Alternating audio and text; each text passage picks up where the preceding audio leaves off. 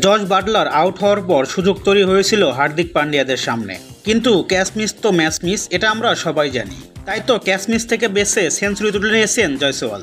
সেই সাথে শেষ পর্যন্ত মুম্বাইয়ের লজ্জাজনক হার।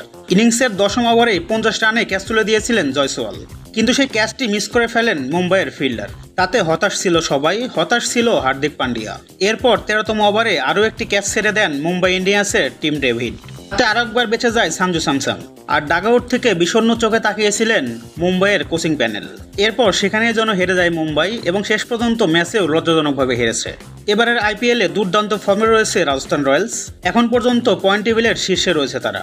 আর গতকাল মুম্বাই ইন্ডিয়ান্সকে হারিয়ে নিজেদের 7ম জয় তুলে নিল রাজস্থান রয়্যালস। তাতে 14 পয়েন্ট নিয়ে পয়েন্ট টেবিলের শীর্ষে তারা। রাজস্থান রয়্যালসকে দেখে মনে হচ্ছে চ্যাম্পিয়ন হওয়ার দৌড়ে তারাই সবার থেকে এগিয়ে। প্রিয় দর্শক, আইপিএল শুরু হওয়ার পরে 2008 সালে প্রথমবার চ্যাম্পিয়ন হয়েছিল রাজস্থান রয়্যালস। এরপর আর আইপিএল ট্রফি জেতার সুযোগ পায়নি তারা। তবে এবার শুরু থেকেই ব্যাপকভাবে শক্ত হয়ে দাঁড়িয়েছে তারা। এদিন মুম্বাই ইন্ডিয়ান্স নির্ধারিত 20 ওভারে 9 উইকেট হারিয়ে 179 রানে টার্গেট দাঁড় করায়। জবাবে ব্যাট করতে নেমে জয়সওয়াল আইপিএলে দ্বিতীয় সেঞ্চুরি তুলে নেন। জয়সওয়ালের দুর্দান্ত সেঞ্চুরির উপর ভর করে মাত্র 18 ওভারে জিতে যায় রাজস্থান রয়্যালস।